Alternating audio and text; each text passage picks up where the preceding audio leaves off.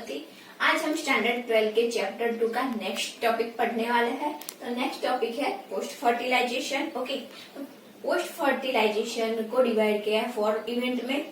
First हम देखेंगे endosperm के बारे में, then embryo formation, seed formation and fruit formation. Okay, तो ये 4 इवेंट इंक्लूड हो गए पोस्ट फर्टिलाइजेशन में। तो हम स्टार्ट करते हैं फर्स्ट एंडोस्पर्म से। हमने देखा कि डबल फर्टिलाइजेशन से क्या बन गया, हमारा जायगोट बन गया। ओके, जायगोट क्या था, डिप्लॉइड एज वेल एज हमें क्या मिला, ट्रिप्लॉइड, मतलब triple nuclear contain PEN, primary endosperm nuclear. Okay, तो एंडोस्पर्म पहले बनता है एम्ब्रियो के पहले, क्योंकि एम्ब्रियो डेवलपमेंट होने के पहले एम्ब्रियो एंडोस्पर्म बनना जरूरी है। क्यों? क्योंकि एंडोस्पर्म का मेन फंक्शन क्या है, न्यूरिशमेंट, मतलब कि जो फूड और न्यूट्रिशन डेवलपमेंट के लिए जरूरी है एम्ब्रियो के लिए, वो कौन प्रोवाइड करेगा, एंडोस्पर्म। तो एम्ब्रियो डेवलपमेंट के पहले क्या होगा, एंडोस्पर्म डेवलपमेंट। ओके, तो according to mode of development endosperm को डिवाइड किया गया है 3 टाइप में। तो एंडोस्पर्म की 3 टाइप ये है, nucleus endosperm, cellular endosperm and helobial endosperm. तो इसमें क्या होता है कि जब एम्ब्रियो डेवलपमेंट होता है तो एम्ब्रियो को क्या चाहिए, सेल ऐसे तो डिवाइड नहीं होगा, उसको क्या चाहिए, न्यूट्रिशन। तो न्यूट्रिशन मिलेगा कहाँ से, एंडोस्पर्म से। तो एंडोस्पर्म फॉर्मेशन कैसे होगा, डेवलपमेंट जो हमें PEN मिला था डबल फर्टिलाइजेशन में, हम देखा था 3N कंटेन क्या था, PEN, primary endosperm nucleus. Okay, तो उसमें क्या थे, ओनली थ्री न्यूक्लियस प्रेजेंट थे। ओके, तो उनका क्या हुआ, सेल डिवीजन किस टाइप का हुआ, मोस्टली माइटोसिस टाइप का। देन न्यूक्लियस जो फॉर्म हुआ सेल डिवीजन के बाद, यहाँ पे मैंने ड्रॉ किया है मल्टीपल न्यूक्लियस। ओके, तो उसको हम बोलेंगे न्यूक्लियस एंडोस्पर्म। देन हम बात करते हैं क्या होगा, जो न्यूक्लियस है उसके सराउंडेड क्या होगा, सराउंडेड सेल वॉल फॉर्म होगी।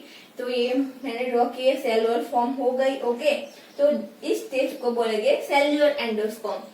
ओके, सेल तो फॉर्म हो गए बट सभी के लिए फॉर्म नहीं होगी, सेंटर में बहुत सारी न्यूक्लियाई कैसे होगी, फ्री फॉर्म में होगी, जिसे हम बोलेंगे हेलोबियल एंडोस्पर्म। अगर हम एंडोस्पर्म की बात करें इन तीनों का, तो हम कोकोनट का एग्जांपल ले सकते हैं।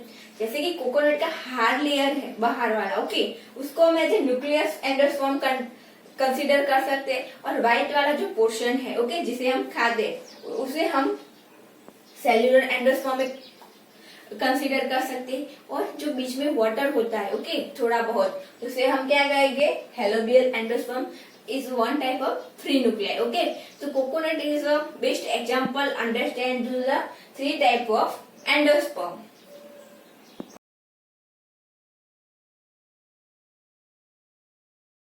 तो पोस्ट फर्टिलाइजेशन में सेकेंड इवेंट क्या था, एम्ब्रियो फॉर्मेशन। तो हम इन डिटेल पढ़ेंगे एम्ब्रियो फॉर्मेशन। तो हमने देखा था कि डबल फर्टिलाइजेशन हुआ तो क्या बना था, PEN था, ट्रिपल न्यूक्लियर वाला, और डबल एक के साथ जो मेल गेमेट क्या हुआ था, फ्यूज हुआ था, वो उसने क्या बनाया था, जायगोट। तो यहाँ पे मैंने ड्रॉ किया है जायगोट। तो जायगोट क्या था, 2N, मतलब कि डिप्लॉइड। ओके, यहाँ पे एक मेल गेमेट है और एक फीमेल गेमेट, दोनों फ्यूज होके 2N बना था जायगोट। ये प्रोसेस हुई थी डबल फर्टिलाइजेशन में। तो अब एम्ब्रियो फॉर्मेशन कैसे होगा, जायगोट में से। ओके, तो जायगोट का क्या होगा, फर्स्ट माइटोसिस। तो एक में से क्या बनेंगे, 2 सेल, जिसको बोलेंगे प्रो एम्ब्रियो स्टेज। ओके, जो प्रोसेस है एम्ब्रियो फॉर्मेशन, ओके, उसकी डेफिनेशन क्या होगी कि mature zygote convert into mature embryo known as embryo formation. Okay, तो एम्ब्रियो मोस्टली एम्ब्रियो फॉर्मेशन होने के पहले क्या होता है, एंडोस्पर्म डेवलपमेंट होता है, फिर बाद में होता है एम्ब्रियो फॉर्मेशन। क्यों? क्योंकि वो क्या करता है, एंडोस्पर्म पहले न्यूट्रिशन प्रोवाइड करता है, वो न्यूट्रिशन लेने के बाद डेवलप होता है एम्ब्रियो फॉर्मेशन। अब हम बात करते हैं कि जो मोनोकोटाइलेटर एंड डाइकोटाइलेटर 2 टाइप के होते हैं एम्ब्रियो। तो ओके, दोनों में जो ईयरली स्टेज है ये वाले क्या हो गए, सेम हो गए। ओके, जो सभी ईयरली स्टेज के सेम हो गए, पर लास्ट में जो बनता है मैच्योर एम्ब्रियो, वो क्या होता है, दोनों में डिफरेंट टाइप का होता है। ओके, तो हम स्टार्ट करते हैं एम्ब्रियो फॉर्मेशन। तो क्या हुआ, जायगोट तो हमें डबल फर्टिलाइजेशन से मिल गया था। तो जो फॉर्मेशन होता है एम्ब्रियो का वो डिफरेंट डिफरेंट स्टेज में होता है, जैसे कि pro stage, globular stage, heart stage, heart shape stage and then mature embryo में कन्वर्ट होता है। वो कैसे होता है तो अब हम देखते हैं। जो जायगोट मिला था डबल फर्टिलाइजेशन, उसका क्या होगा, माइटोसिस। माइटोसिस होने के बाद हमें क्या मिलेगा, प्रो एम्ब्रियो। वो बना हुआ होता है 2 सेल का, ऊपर वाला सेल होता है सस्पेंसर सेल और नीचे वाला होता है एम्ब्रियो सेल। ओके, तो इसका क्या होगा, फर्दर सस्पेंसर सेल का क्या होगा, डिविजन 6 to 8 टाइम। तो यहाँ पे कितने बहुत सारे दिखाई दे रहे हैं सेल मैंने ड्रॉ किए, वो क्या है, सभी सारे सस्पेंसर सेल है। ओके, सस्पेंसर सेल डिवाइड होने के बाद ही ग्लोब्यूलर जो मतलब कि एम्ब्रियो सेल है उसका क्या होता है, डिवीजन स्टार्ट होता है। ओके, तो उसका डिवीजन हुआ, यहाँ पे 4 बने। ओके, फर्दर डिवाइड होता है embryo cell. Okay, and convert होता है ग्लोब्यूलर स्टेज एम्ब्रियो। यहाँ मैंने 4 ड्रॉ किए थे, यहाँ पे क्या हो गए, ग्लोब्यूलर में 8 सेल हो गए। ओके, तो जो ग्लोब्यूलर स्टेज के सेल थे एम्ब्रियो के, उनमें भी माइटोसिस होगा, फिर से नंबर ऑफ सेल बढ़ेंगे तो वो कन्वर्ट होगा हार्ट शेप सेल एम्ब्रियो में। ओके, यहाँ पे दिखाई दे रहा है हार्ट शेप। देन वो कन्वर्ट होगा मैच्योर एम्ब्रियो स्टेज में। ये मैंने ड्रॉ किया है, मोस्टली ये कौन सा है, डाइकोटाइलेडोन में इस टाइप का एम्ब्रियो बनता है। मोनोकोटाइलेडोन में डिफरेंट टाइप का होता है एम्ब्रियो फॉर्मेशन। मतलब कि एम्ब्रियो फॉर्मेशन लास्ट स्टेज जो होता है उसका स्ट्रक्चर क्या होता है, अलग होता है, उसके पार्ट अलग होते हैं। अब कोटाइलेडोन की बात करें तो ये दोनों क्या है, कोटाइलेडोन मतलब कि दो भाग में बटा जा सकता है। ओके, ये क्या है, रेडिकल्स, ये है पिम्यूल्स, ये सस्पेंसर है। ओके, तो जो एम्ब्रियो फॉर्मेशन का मतलब कि एम्ब्रियो डेवलपमेंट स्टार्ट कहाँ से होता है, माइक्रोपाइलर पोल। ओके, जो हमने पढ़ा था उस वहां से डेवलपमेंट स्टार्ट होता है एम्ब्रियो फॉर्मेशन का। और देन इन सभी स्टेज में ओके डायरेक्ट का बनता है, मैच्योर एम्ब्रियो बनता है। जो मोनोकोटाइलेडोन और डाइकोटाइलेडोन में मैच्योर एम्ब्रियो का शेप क्या होता है, डिफरेंट होता है।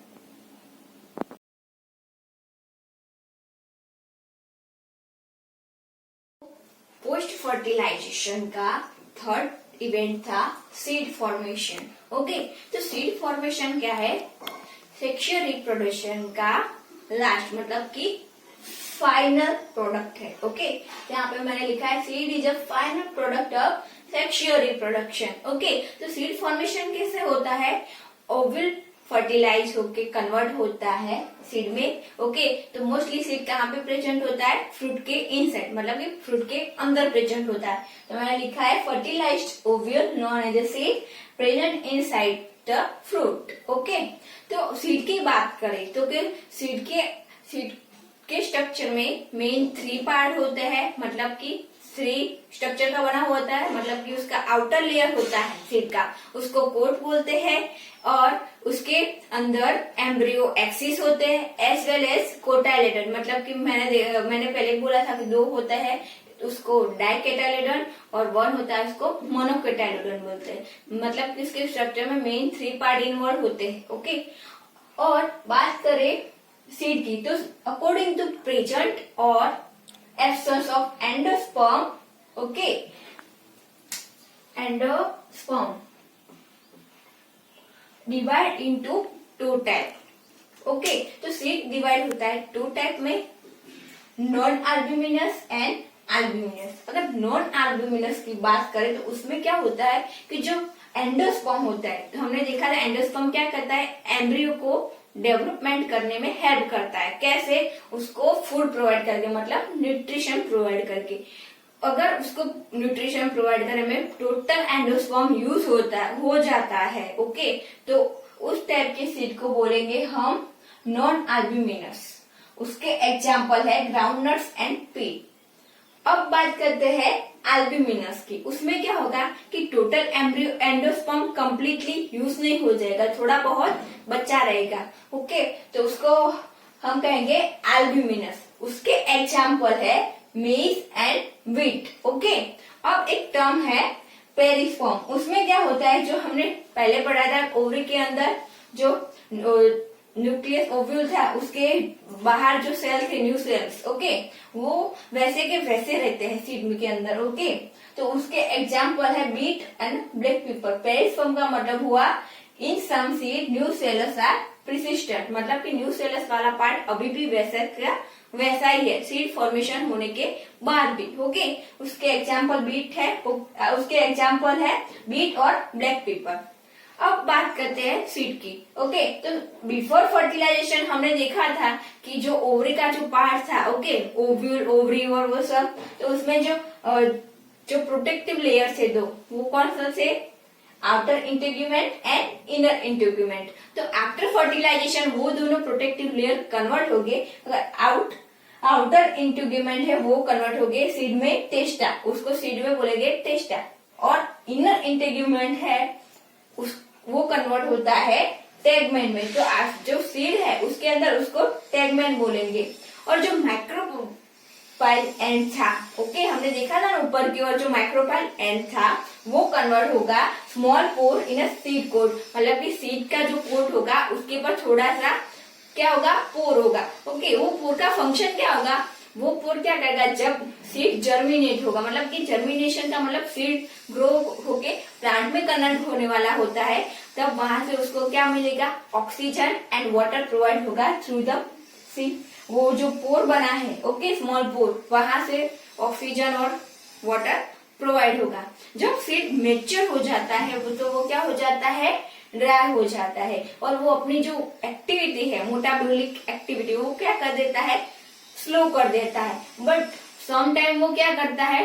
कंप्लीटली इनएक्टिव हो जाता है, मतलब कि मेटाबॉलिक एक्टिविटी कंप्लीटली क्या कर देता है? क्लोज कर देता है। तो उस कंडीशन को क्या बोलेंगे?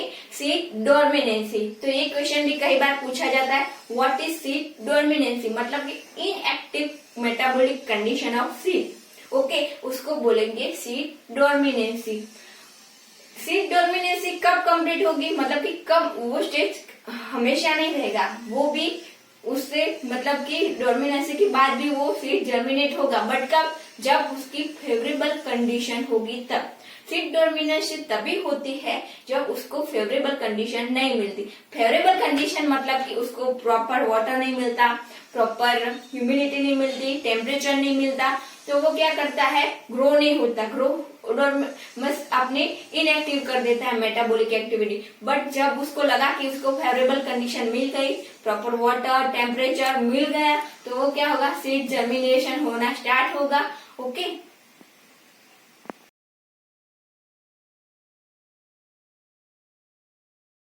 तो हम अब बात करते हैं पोस्ट फर्टिलाइजेशन के लास्ट इवेंट की, वो था फ्रूट फॉर्मेशन, ओके। तो फ्रूट फॉर्मेशन कैसा होगा? जो ओवरी होगी वो डेवलप होगी फ्रूट में।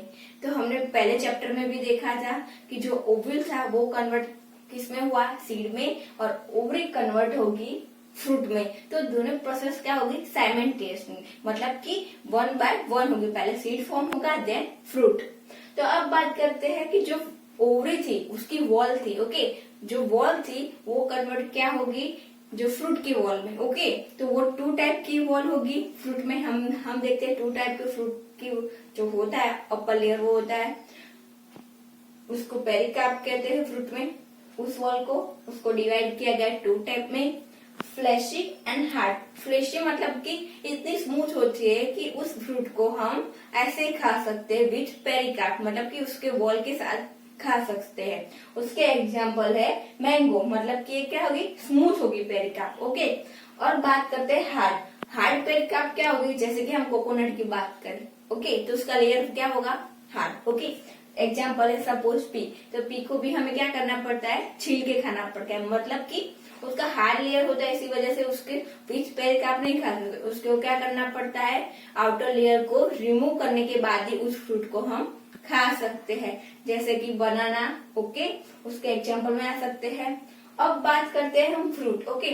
फ्रूट डेवलपमेंट में फ्लावर के कितने पार्ट इन्वॉल्व होते हैं, उसके अकॉर्डिंग उसको 2 टाइप में डिवाइड किया गया है। फर्स्ट वन है true fruit and second one is false fruit.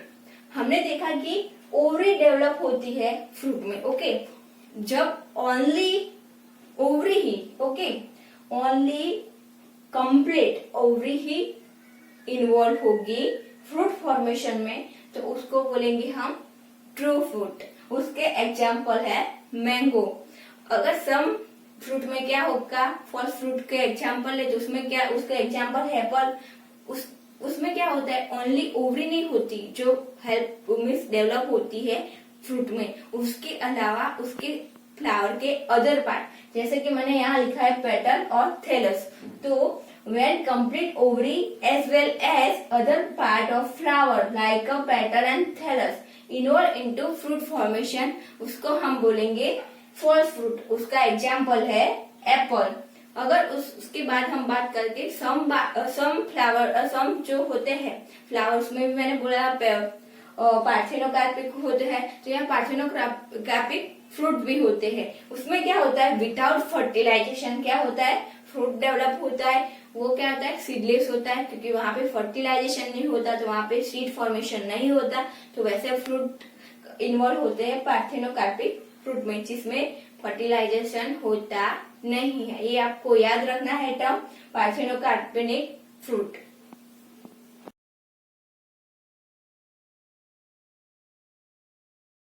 अब हम बात कर देंगे एडवांटेज ऑफ सीड, मतलब कि जिन फ्लावर में फर्टिलाइजेशन होने के बाद सीड फॉर्म होगी तो उसका एडवांटेज क्या होगा।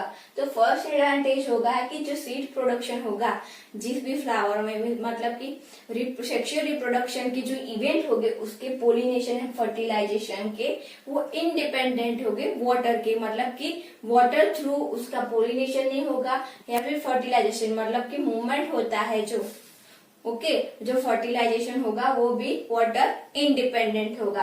अब हम सेकंड की बात करते हैं adaptive strategy for new habit, मतलब कि जो सीड फॉर्म होता है जिन फ्लावर में, तो सीड न्यू हैबिट मतलब कि न्यू एनवायरमेंट में डेवलप होने के लिए तैयार होता है, रेडी होता है। तो मतलब कि न्यू हैबिट को वो क्या करता है, एनवायरमेंट अकॉर्डिंग न्यू हैबिट अपने अंदर डेवलप करता है।